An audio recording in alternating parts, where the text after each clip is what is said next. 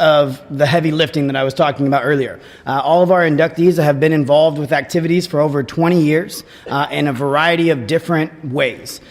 Tonight we are going to induct 3. That is the max we can do. We want to recognize as many people as possible. And they have come from nominations a lot of times from this delegation. So we ask that you continue to nominate those people in your lives who who have been those heavy lifters, the people that inspire us to continue to do what we do. To begin tonight, our first inductee for the class of 2017 is Judy Montgomery.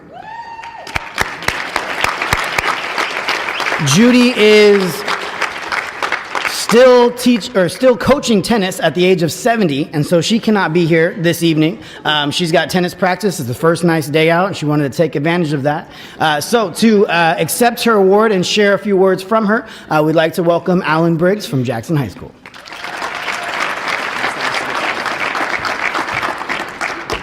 I'm still not sure why my mom called me Judy, but it's okay. Still an honor to be called that. I had the privilege 4 years ago of taking over for Judy's position. We are a school in Mill Creek. A lot of times you say Jackson High School, and people are like, where's that? And I don't know why they didn't want to call it Mill Creek High School, but we're in Mill Creek. And Judy is still coaching, and I am one of her JV coaches. There are 2 of us that share the job, and otherwise she'd be here tonight. So just to find out, how many of you here actually had the privilege of working with her, know her, and love her? And yeah, yes, it's great to see that. If you look over here, you'll see a nice picture of her. That's how she is all the time. True? Whenever you see her, she always has a smile on her face, and it's infectious. And when I took over the job, I remember being in the job interview thinking, oh no, you don't replace a Judy. And they said, what are you going to do? And she has Oktoberfest going, and toy drives, and food drives, and Mama Me Teas. And somebody told me something one time. They said, remember to adopt before you adapt. So I just said that, and I haven't had to adapt much at all, and it's been fun. And then they showed me the ASB budget, and it showed that there was $325,000 in there. And I said, whoa. And that was when there were like pop machines were okay. Okay, so those have gone away. We've had no problem spending that down. So 2 things that she would always say, that I watched her for a year before I took over the position, and she'd always say, kids will support that which they create. And she was always telling the kids to kill them with kindness. Kill the kids with kindness. So 2 weeks ago, we had the opportunity to recognize her in assembly. She had no idea why she was invited to go there. She still subs in our building. And we had her come down, and she just thought she was being invited because it was Care Week, and we were just recognizing teachers. And my moment was standing there and watching her just tear up. And she was just totally caught off guard by this. And you'll see that in her speech. So it's a couple-minute speech, so I'd like to read that to her, to you guys right now. WACA board members, honored guests, and conference delegates, I wish I could celebrate with you tonight. I have asked Alan Briggs, Judy, Jackson's activities director, to speak on my behalf. In 1994, Everett School District opened its 3rd high school, and I was fortunate to be hired as the boys and girls varsity tennis coach. Within a few months, I was asked if I would consider designing an activities program for the new 600-student school consisting of only freshmen and sophomores. I had no idea where to start. With great hesitation and reluctance, I accepted the volunteer position, and the principal, looking quite relieved that I said yes, quickly handed me a large notebook titled Building Leaders for Life. She actually came into my room and said, do you still have that? And I said, yeah, it's right over there on the shelf. I still use it. I truly had no idea where to start. I opened the notebook cover, and a list of names jumped from the page. Susan Fortin, Pat Geiger, Kathy Parker, Marty Fortin, Bobby Joe Greger, Eleanor Schultz, David Tadlock, Shannon Wiggs. Who are these people? Well, why don't you stand up? Shannon's here. Susan's here. Yeah. They're real people, and they're here. They're our heroes. I truly had no idea, but would soon find out. I knew that the other two high schools in Everett School District, Everett and Cascade, had well-established, impressive activities programs, so I thought maybe their advisors, Ed Bailey, Bonnie Bilser, and Tammy Caldwell, would pass on some words of wisdom to this newbie who hadn't a clue what she was getting into. To my complete surprise, they welcomed me with open arms into what has become, without a doubt, the best decision I ever made, to become the ASB advisor and activities director at Jackson High School. I cannot begin to adequately express to you what developed over my 20-year stint at Jackson without describing the lifelong respect I have for individuals who support student activities and leadership. I truly believe that you are in a position in each of your schools to make more of an impact than anyone else. The job that each of you do is life-changing. Your students believe in you because you believe in them. They trust you because you trust them. They respect you because you respect them. They love you because you love them. Belief, trust, respect, love. What could be more important to learn? I retired in 2012 from teaching, but continued to coach tennis at Jackson. When I was notified that I was being recognized by the WACA board with a Hall of Fame award, I was shocked and overwhelmed. As I looked down the list of previous recipients, individuals whose names were listed as authors in that Building Leaders for Life notebook handed to me in 1994, advisors that I have looked up to and recognized as my mentors, all I could think of was that I am totally not in the same wheelhouse with these amazing individuals. With a humble heart, I accept this honor, knowing that those who have come before me paved the way and did the real work of promoting student leadership and activities. I reap the rewards of their efforts. I look back on my 20 years as Jackson's activities director with such fond memories and will forever treasure the camaraderie, support, and true friendships I gleaned from the brave, hardworking, selfless individuals in Washington who take on the task of developing young leaders. Please accept my heartfelt appreciation for this award. I am truly still in shock and wish that I could be there to celebrate with you, Judy Montgomery.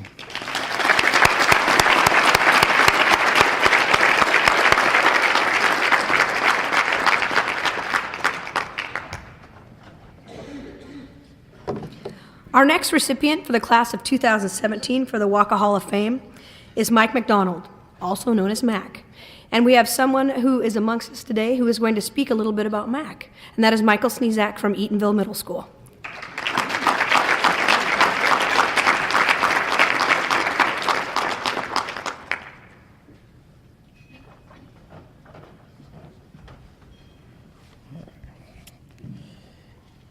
I'd like to tell you a quick story. I had just finished student teaching at Bethel Junior High, and it was time for our end-of-the-year staff get-together. And our staff was big, and we actually met in a hotel that was away from campus, and lunch was going to be served, and pretty much from my experience student teaching, that's about all I remember. But we were sitting in this meeting, and people were laughing. It was a good time, and the principal was keeping us entertained the whole time. He was cracking jokes. He even at one point presented a door prize. It was a framed picture of him to someone. I mean, that was kind of the tone of the whole meeting was like that. And I was sitting back there, and as a student teacher, I didn't know a lot of the people on staff. I kind of just stuck with the people in my cohort, and I knew my mentor teachers. So I wasn't paying a lot of attention, I'll be honest, but I was paying enough to laugh occasionally. And the principal was in the middle of all this stuff, and then he kind of stopped. And he said, "This is the part of my job I hate." And then he choked up, and it got my attention. I kind of laughed because that's kind of what I do. And I thought he was joking around. I thought he was playing a joke. And then he really broke down and he started crying. And he said, "This is the part of my job I hate to do the most. And for this guy, I don't think I can do it." And he had to step back from the microphone. And what he was doing was presenting Mike Macdonald with his retirement certificate. And So Mac, as we called him, was retiring from Bethel Junior High, and he was a fixture there, and I never really got to know him, and I was really sitting there kind of going, wow, this guy brought this principal to tears. Didn't take long, though. Fortunately for me, I learned that Mac wasn't good at retiring. He was back at Bethel right away the very next year, and I did get an opportunity. Actually, I got quite a few opportunities to learn firsthand why our principal was in tears knowing that this guy wasn't going to be in his building anymore. Mac was the guy that made the building better. Mac was the guy that made the people in the building better. And although he had retired from teaching, he was still a fixture on the football field and on the track and field and all those places. And the very next year, I was fortunate enough to get hired to coach football, and he was my mentor. Well, the head coach said, "You're going to work with Mac." I'm like, sweet. So I really got a chance to get to know Mac, and I realized probably about halfway through the season, he was coaching me as a developing coach, just like he was coaching the players as young players. He was using the same tactics and the same strategies to get me to where he thought I needed to be, just like he was doing with our players. And I remember clear as day, he would play this game, and I never got to play it with him because I was always busy doing other stuff. And he goes, "Sneeze, come over here." And he taught me this game where you drop the ball and you could kick it to get it as close to the line. And it was just the coach's only game. And I felt like I finally arrived. I was part of Mac's group that got to play the game. I was a coach with Mike Macdonald. I remember sitting back and thinking about that and going, this is a guy that, he was coaching football at a time when football coaches were spitting and swearing and cussing and all that thing, and I don't remember a time when he really raised his voice at a player. And he was very encouraging and all those things, and those are things that I put into my notebook that I wanted to do in my career as a coach. It turns out the next year, Mac returned back to Bethel Junior High again. This time, he was going to be the yearbook advisor. When I got hired at Bethel Junior High, I inherited Mac's classroom. So when he came back as the yearbook advisor, he came back to his classroom, which was now my classroom, so we shared the space. So I got to see him firsthand working with kids as a teacher and as an advisor, and he did the same thing with those kids in the classroom that he did on the football field. He just guided them and corrected them and cared for them. And I, again, was putting all that stuff in my notebook. Like, these are the things that I want to make sure that I do if I ever get to be the yearbook advisor, or any kind of teacher for that matter. He was just a natural, and it was fun to watch. So I had some Bethel football gear, and I would wear it around, and people would catch me at the store or something like that, and Mac was the guy they would always ask about. "Hey, you work at Bethel Junior High, do you know Mac?" I said, "Oh, I know Mac." And they would always follow it up with lines like, "Oh, he was my favorite teacher. I just loved Mac. Mr. History, he's the reason I got into teaching." I still remember one time, though, I was at the check stand, and this young lady, well, she wasn't that young, it came up to me, and she came up to me, though, and she stopped me, and she goes, "Do you work at Bethel Junior High, right?" And I go, "Yeah." And she goes, "Do you know Mac?" And I said, "I do." And before I could even finish saying that, she goes, "Mac was one of the only people that ever gave me a chance, and I didn't really deserve a chance." And this is a stranger talking to a stranger at Fred Meyer, and is one of those things that I just kind of put back in the back of my brain. I'm like, this guy really, really made a difference. And the truth is, Mac gave a lot of people a chance. He coordinated field trips, and he planned assemblies and activities. And I have this picture in my head when I'm standing out in front of the school, and I'm highlighting students' names as they get on the bus to go on a field trip. Actually, we were taking buses to the mall to go shopping because that was one of his trips that he would plan. And he just kind of stood next to me, and he said, "Hey, you know, when I first started doing this, parents used to just pull their trucks up out in front, and the kids would hop in the back." I'm like, things have changed a little bit between then, huh? The one thing he did while we were talking there, he said, "School has to be fun for kids." He goes, "If nothing else, it has to be fun for kids. You've got to give them a reason to come back." And I realized that he didn't just tell me that. Mac would tell anyone that would listen, I think, about his philosophies, about why he was a teacher, and how to make school fun and all those things. And there was one person in particular that he never gave a chance to walk away from those things, and that would be the person he picked to be his replacement in leadership in ASB at Bethel Junior High, and that was my good friend, and our former president, Becky Latham. So it was said once in the locker room while we were coaching football that if Mac was cut, he would bleed bulldog blue. And someone else said, Bethel Junior High will not be the same, will never be the same as a result of the work and the hours that Mac poured into the school. Over time, I got to really know the kind of teacher, the kind of coach, the kind of advisor, the kind of mentor that Mac was. And I really got to understand why the principal was brought to tears when he was having to say goodbye to Mac. Almost 20 years after he retired, Mac was inducted into the Bethel School District Athletic Hall of Fame in 2016, and there is a plaque at the finish line at Art Crate Stadium with his name on it, honoring his 40 years of service on the track with both Bethel Junior High and Bethel High School. Tragically, the world lost Mac a few years ago in a car accident. But his legacy continues. And it's a privilege and an honor for me to present his Hall of Fame award for my mentor, my friend, Mac Macdonald, to his wife, Lo.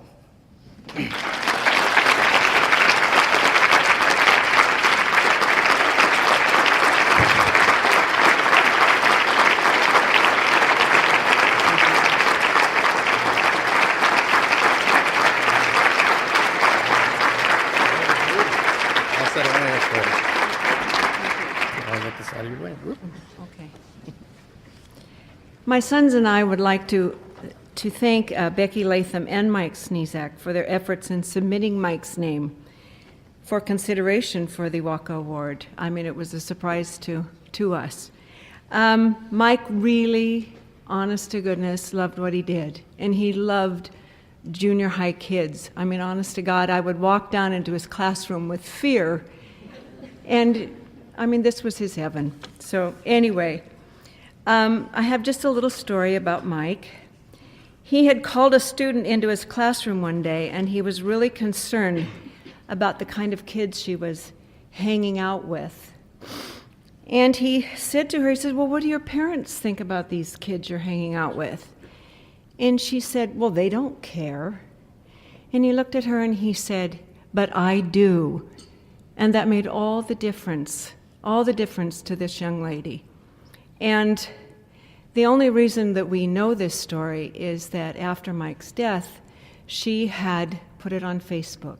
And so we would not have heard this story about him. He was a very private man, but he loved the kids and he loved Bethel. And people often wanted him to go in to be a principal or something. He said, if you can promise me that I will be back at this school, I'd do it in a heartbeat. But he said no. And he loved that school and he loved the school district. So again, I thank you very much. He did what he did for the kids at Bethel Junior High, and it did make a difference. So thank you again for this award and honoring Mike.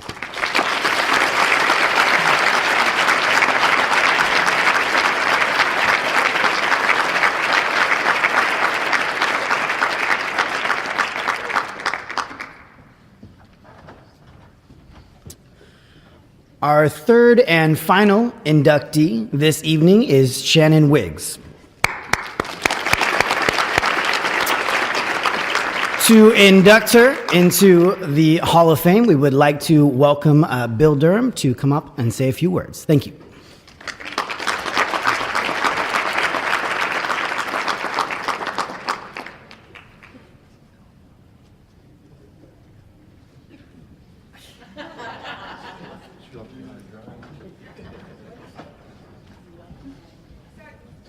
It's all right.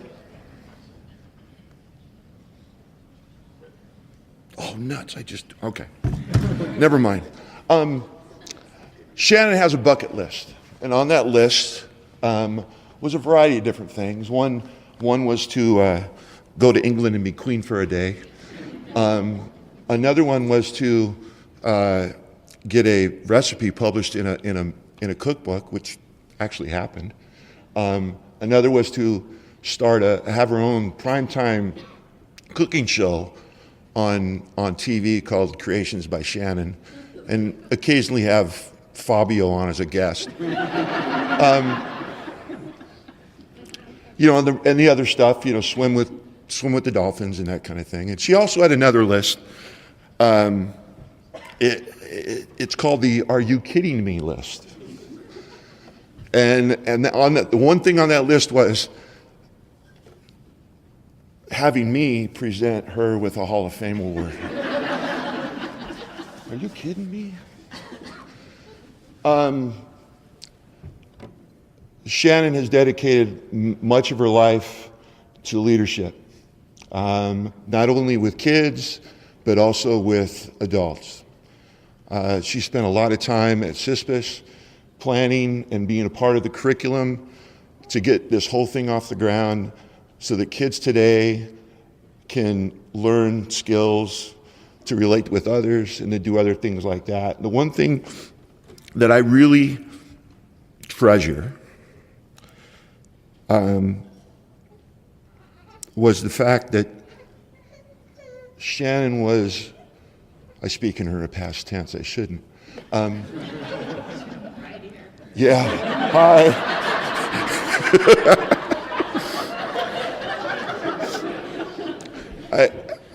In 28 years, I've had a few administrators, but what Shannon did for the staff, the people at camp at Mount Washington, the people at Kopachuk and Gig Harbor High, is that she had a great ability to see talent. And she had a great ability to want to make the people that worked with her be successful. I came in from outside the district and it was an interesting situation, and she saw something in me that I didn't see in myself, and was able to get me into a position where I would be successful and help kids. And that was her prime thing, was to help others. And she did it from the sidelines. We go through life sometimes and never get an opportunity to say thank you. As we get older, people come and go, and we never say thanks. And that's really what I'd like to say is thank you. There's a lot of people in here I probably would think that would want to do that also. You're an inspiration to a lot of people. You've left a legacy with a lot of people and with the program, student leadership. And with that, I'm honored, I'm privileged. There's no words to say how I feel about having the opportunity to introduce Shannon Wiggs into the Hall of Fame.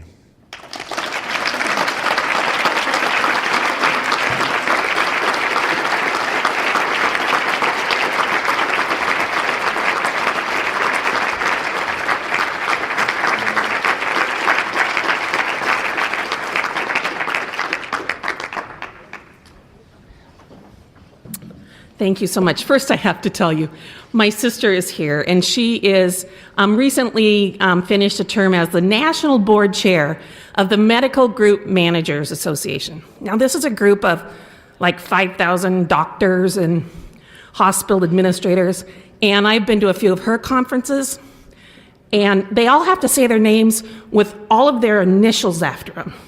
And it takes forever to introduce people because they're like, you know, Deborah Wiggs, FACMP, blah, blah, blah, blah, blah. And I'm just like, so tonight she's like, why didn't you tell me these conferences were so fun?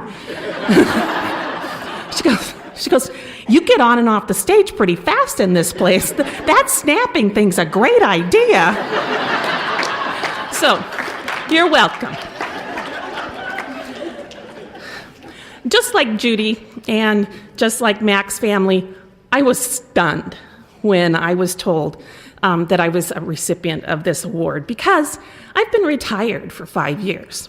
So they couldn't have an assembly, so Sneaky Fortins and Ruth Anderson and my good friends Sandy Stonebreaker and Lois Gorney had a lunch because Sandy was, going on a trip to Belize the next day, and she really needed to be sent off. And so we all showed up for lunch. Well, it was to let me know that I had been inducted into the Hall of Fame. Durham's, thank you very much for thinking of me, because you kind of think, well, I'm done, I'm gone. That picture, by the way, I'm on a cruise ship, so because you don't, when you're retired, you don't get those school pictures anymore. Anyway, however, they changed the law last year, and so I now can substitute teach, and so like Mac, I'm back in school, but I only sub at the alternative high school because it's an easy gig. There's like 10 kids in a class, but and they're on their phones all day. Oh, it's great. And but this last Monday, I was subbing for the guy who's an English teacher, but he also is the leadership teacher. And I was like, awesome, this is going to be so great. And I go in, it's leadership, and there's it's Monday. What's this week back at school?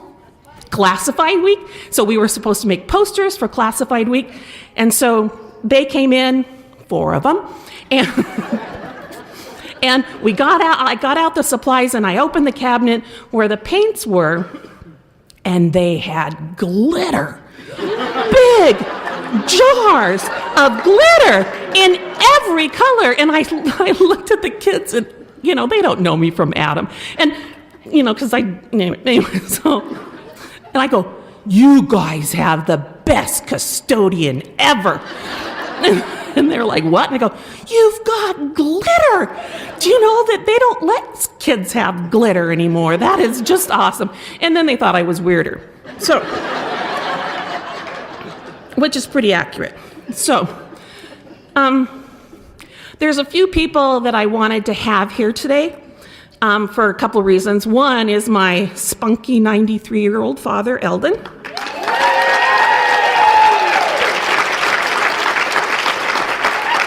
I've already told you about my sister, Deb. And the third person that I invited, and okay, so I've practiced this speech out loud like we tell kids they're supposed to do. And every time I get to this point, I get a little wonky, but I invited my friend from the 6th grade, Mary Gronseth. And the reason I wanted Mary to be here is because her dad, Mort, who was, Mort passed away in 2001. Mort was the athletic and activities director at Centralia High School. Oh, there are tigers in the house. Anyway, hi. Anyway, so in 1973, I was elected to be the 1974 Girls League president, and in those days, the guy leader in the school was the ASB president, and the girl leader in the school was the Girls League president. Thank goodness they've changed that. Anyway, so off I went to Mount Rainier Leadership Camp in the summer of 1973. And Mort is the one who helped me, or did, begin my career and my passion for student leadership. It started in 1973 at CISPUS, and then I went to college. I was never a JC. I don't know why. But anyway, then I started teaching in Shelton, because everybody starts teaching in Shelton. And you're there for 4 years, and then you move. But anyway, okay. Seriously, it was fun, though, because everybody's young, and then they leave. So, anyway, so I was on the staff at Mount Rainier, and then Shelton got to me, so I moved to Alaska. So I wasn't on camp for a while, and then Sandy Stonebreaker invited me to be on Baker, and then eventually we started Mount Washington, which is it probably became Lacima, but anyway, which is a good thing. And then I directed Mount Washington, and that's where the Durhams had that experience with me. But anyway, it all started with Mort. And so, Mary, it's just, thank you for being here to represent your family. If you guys didn't know Mort, you needed to. But anyway, again, I'm past my 3 minutes, I'm sure. Thank you so much for this award. I'm beyond grateful and stunned, and I really miss this conference. You guys have such a good time. And the other thing I love, real quickly, you're all dressed casual. Back in the 80s when this thing was at Pasco, we got fancy. As a matter of fact, one year, right when I was elected to the board, I had on this real pretty dress, and I went to the bathroom, and I came back through this whole thing, down the hallway from the bathrooms, through the whole thing, went to sit down, and you know how you do your dress? My dress was in my pantyhose.